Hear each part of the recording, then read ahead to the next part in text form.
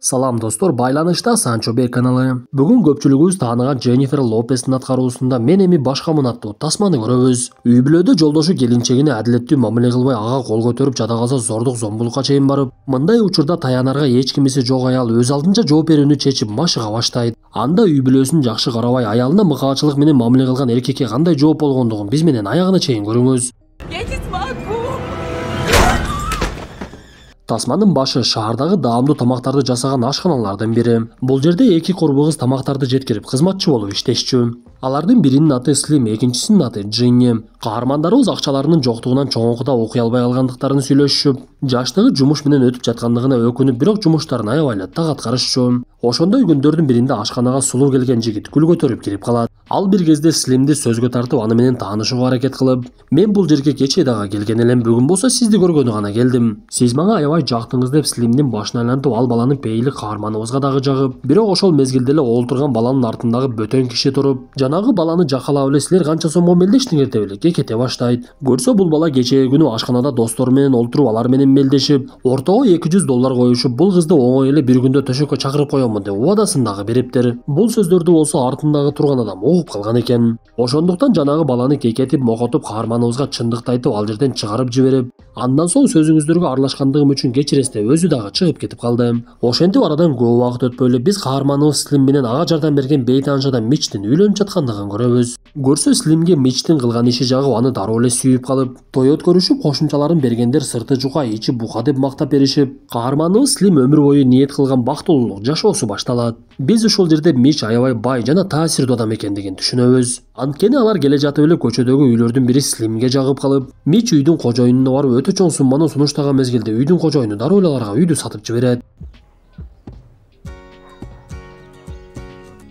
Ошентип бактылуулук күндөр уланып, арадан жылдар өтүп, каармандарыбыз кыздуу дагы болушуп, кызынын атын Грейси коюп, Грейсинин дагы жашы чоңоё баштайт. Бирок убакыттын өтүшү менен бири-бирин жакшы көргөн үй бүлөдө эмнегедир өзгөрүүлөр башталат. Анда чогуу эс алуу учурунда дагы Мич аялы менен кызына көңүл бурбай башка нерсени ойлонуп, жада калса Мич акыркы күндөрү аялынын алдында эркектик милдетин дагы аткаруудан баш тарта баштады. Honor хиттеринин бирин сатып алсаң, 1,5 миң сом кэшбэк берилет. Бөлүп төлөөгө алуу дагы жеткиликтүү. Остор дүкөндөрүнөн же О-маркеттен ал. Ошентип бул окуялардан көп өтпөй эле бул нерсенин бардыгына себеп эмнеде экендиги дароо эле билинет. Бир күнү Слим үйүндөгү ашкана бөлмөсүндөгү күйөөсүнүн уюлдук аппаратына коңгуроо келип жаткандыгын көрүп, аны алса Дарселла деген бейтааныш кыз коңгуроо кылып жатыптыр. Анда Слим Дарселла күйөөсүнүн ойношу экендигин түшүнүп, күйөөсү келген мезгилде ызы чууну баштап, териштирүүгө аракет кылып жаткан мезгилде Мич аялын сооротуп, "Дарселла мен үчүн эч кандай мааниге ээ эмес. Мен үчүн биринчи орунда сен жана кызымсың. Ал мен үчүн болгону жолдогу адашууларымдын натыйжасы" деп аялына жакшы сөздөрдү айтса, аял киши кулагы менен сүйөт дегендей бардыгына ишенип, күйөөсүн кечирип дагы жиберет. Бирок ошол окуядан кийин дагы Мич оңолуу жолуна түшпөй эле, тескерисинче такыр эле башкача болуп, үйдө ызы чуу токтобой Мич Дарселла менен мамилесин уланта берди. Анда акыркы күндөрү Слим дагы чыдабай катуу ызаланып, күйөөсү менен урушуп, "Сен келген сайын сенден кыздардын жыты чыгат, сен оңолом деп айттың эле го. Эмнеге бул жолго барып жатасың" десе, Мичке баары бир болуп калгандыгын түшүнөбүз. Анткени ал аялын шапалак менен эле урбастан муштум менен дагы бастырып жиберет. Анда бети канаган Слим эмне дешин билбей жооп берүүдөн дагы коркуп, Мич сөзүн баштап, "Бул үй бүлөнүн кожоюну мен акчаны мен таап келем, демек тартипти дагы мен коёмун. Ошондуктан менин сөзүмдөн чыгамын" деп эч ойлобогону. "Мамилени ачыктап алганыбыз дагы жакшы болду. Мындан кийин жумушка кетип жатам деп алдабаймын. Дарселлага жолуганбы, кимге жолуганбы башыңды оорутпай эле кой, аларга каалаган убакта жолугамын. Сен болсо үйдө кызыбызды карап олтургунуң, үйдөгү мамилени сыртка чыгара турган болсоң, менден бир көргүлүктү көрөсүң. Азыр дагы кеттим, 2 сааттан кийин келемин" деп эшикке чыгып кетип, Слим уюлдук аппаратты көтөрсө, "Кимге коңгуроо кылайын деп жатасың? Эсиңде болсун, үйдөгү окуяларды сыртка чыгара турган болсоң өлтүрүп коёмун" деп Слимдин катуу жүрөгүн түшүрөт.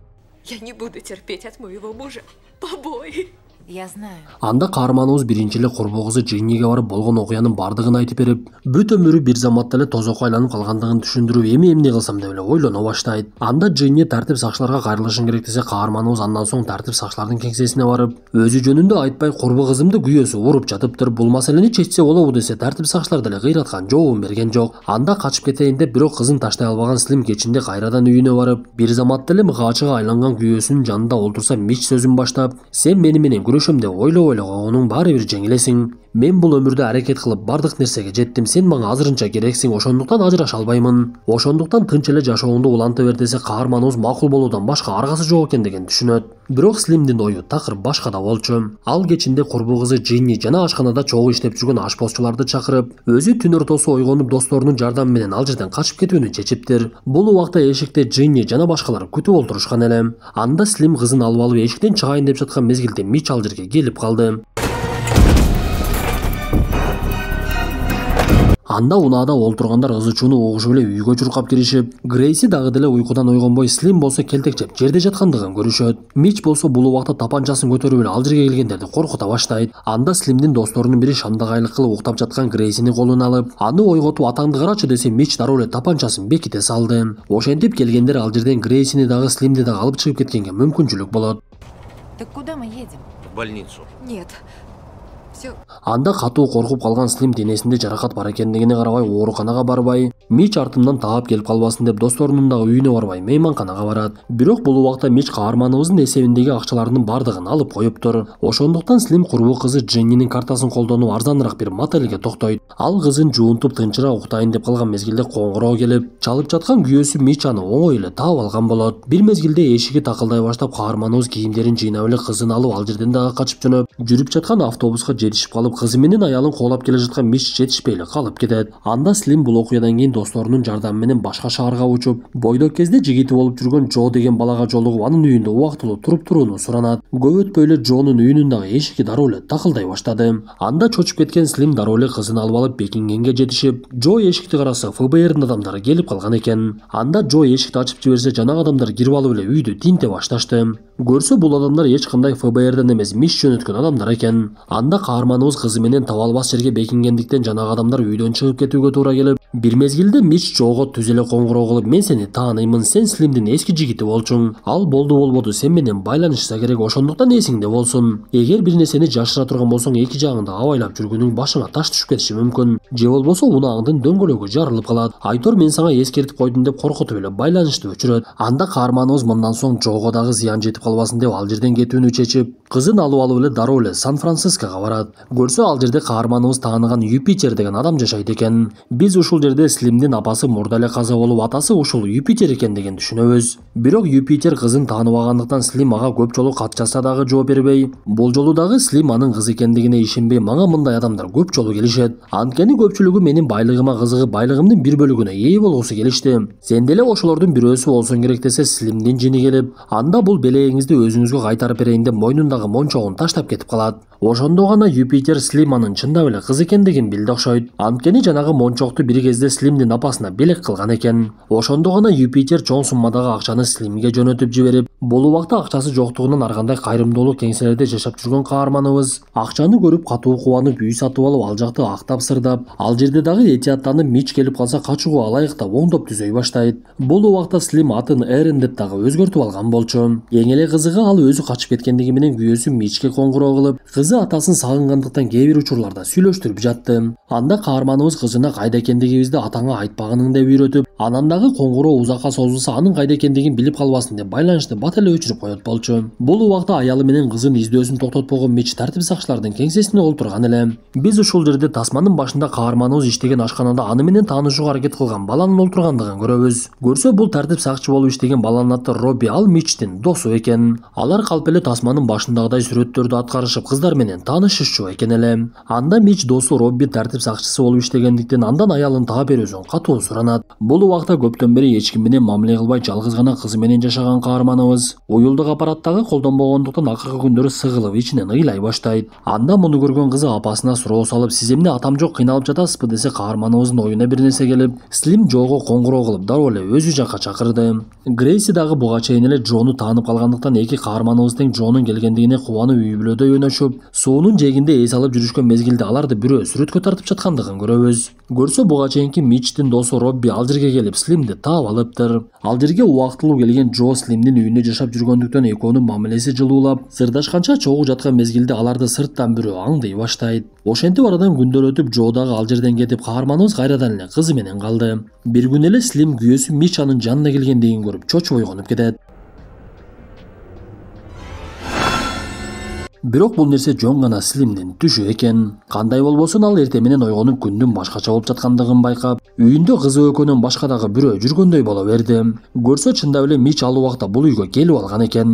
Ал дароо эле Слимди коркутуп, сен мага кайтышың керек, жанагы сага келген Джону дагы мен өлтүрүп жок кылам. Сенин мага кайткандан башка аргаң жок десе, бул окуяларды кызы Грейси көрүп калып, апасына жардам берүүгө аракет кылып жаткан мезгилде Слим колундагы сааттан атайын даярдалган көз ачыштыргыч чыгарат. Ошентип каарманыбыз бир аз убакыт утуп кызын көтөрүп алып эле эшигин жаап коюп унаасына олтуруп качып жөнөдү. Бул убакта Мич менен чогуу келген Робби өзүнүн унаасы менен каарманыбызды кубалап жөнөп, Слимдин жанында кичинекей кызы бар экендигин карабай эле аны унаасы менен сүзгүлөй баштайт. Бактыга жараша каарманыбыз бул нерселердин бардыгын алдын ала даярданып койгон экен. Ал атайын көздөгөн жолуна салып зым эшикти сүзүп кирип, жолдо темир тосмо бар болгондуктан каарманыбыздын унаасы өтүп кетип кубалап келе жаткан Робби өтө албай калат. Ошентип бул окуя аягына чыгып, кызынын катуу чочуп калганын көргөн Слим жактоочулардын бирине барып, болгон акчасын берип, сураныч мени угуп коюңузчу. Менин жагдайым төмөндөгүчө деп болгон окуясынын бардыгын айтып берет. Анда жактоочу акчадан баш тартып, мен сизге жардам бере албаймын. Менимче эмес, башка жактоочулар деле жардам бере албайт го деймин. Анткени сиз иштин бардыгын бышырып коюп келген турбайсызбы? Мындай жагдайда сотко берсеңиз деле сизди кызыңызды уурдап кетти деп келесоого чыгарып коюшу мүмкүн. Ошондо так эле кызыңыз күйөөңүздө калып, сиз камалышыңыз мүмкүн десе, каарманыбыз катуу ойго чөмүлүп, маселенин башка жолу жок экендигин түшүнүп, катуу бир чечимге келет. Ал биринчи эле курбузу Дженнини чакырып, ага өзүнүн кызын кошуп берип, кызым сенде экендигин эч ким билбесин, жана мен сага өзүм гана коңгуроо кыламын. Мен бул маселени башкача жол менен чечпесем болбойт. Качып жүрө бергенде пайда жок. Мич мени кайдан болбосун таап алгыдай. Мен бир айдан кийин өзүм байланышка чыгамын деп кызы менен жакшылап коштошуп, кызын курбусуна таштап өзү көздөгөн жагына жөнөп кетет. Ты проиграешь? Нет.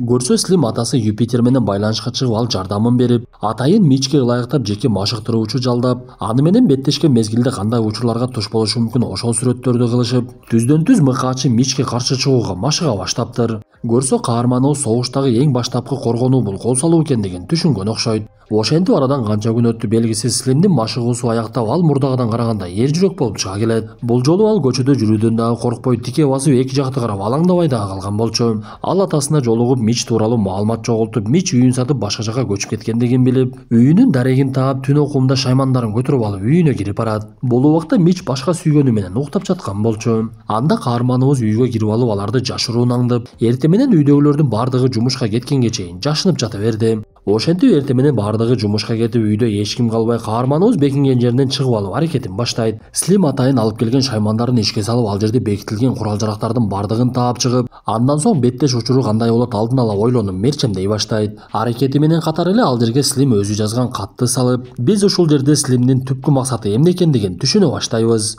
Көрсө анын мерчеми боюнча күйөөсү экөө кат жазышып, жолугушууну чечип, Слим Мичтин үйүнө жолугушууга келип, бирок Мич ага кол сала баштайт. Ошол мезгилде Слим коргонууга аракет кылдым, ошондой учурда өлүп калды деп тартип сакчылардан кутулууну чечиптир. Көрсө каарманыбыздын түпкү максаты Мичти өлтүрүү экен. Ошентип убакыт бат эле өтүп, кечкирген мезгилде Мич жумушунан кайтып келип, үйүндөгү жарыгы жанбай жаткандыгынан дароо эле бир нерсенин болгондугун түшүнөт. Бир мезгилде караңгы тараптан каарманыбыз сүйлөп, мына мен сага жолугушууга келдим. Сен ушуну каалап жаттың беле, мына экөөбүз бетме бет сүйлөшөлү. Же сен жалаң гана алсыз аялдар менен сүйлөшөсүңбү деп Мичтин жанына келип мушташууга даяр экендигин көрсөтөт. Анда Мич күлүп, сен келесо мен менен мушташайын деп жатасыңбы? Мени эркек деп коет деп жаткан мезгилде эле каарманыбыз эки соккун өткөрөт. Только когда я не жду, да? Ошентип беттеш айбаттуу башталып, Мич тапанчаларын бекиткен жеринен такыр эле таппай, уюлдук аппараты менен тартип сакчыларга коңгуроо кылайын десе дагы каарманыбыз байланышты курчап коюптур. Анда башка аргасы жок экендигин түшүнгөн Мич каарманыбызга кол сала баштап, бирок анысынан деле майнап чыкпай, соккуларды өткөргөн учурда каарманыбыз быйтап койсо, Мич өзүнөн өзү жыгыла баштайт. Ошентип алардын беттеши катууланып, Мич канча аракет кылбасын такыр эле алы жетпей, акыр аягы Мич катуу кырды сүзүп эсинен кетип жатып калат. Анда Слим аны өлтүрүүгө аракет кылып, бирок колу такыр эле барбай койду. Анда каарманыбыз эмне кылышын билбей тескери карап турган мезгилде Мич ордунан туруп эле аны жыга чаап, бирок дагы деле алы жетпей, ошол мезгилде гана Слимдин эсине күйөөсүнүн мыкаачылыгы түшө баштады.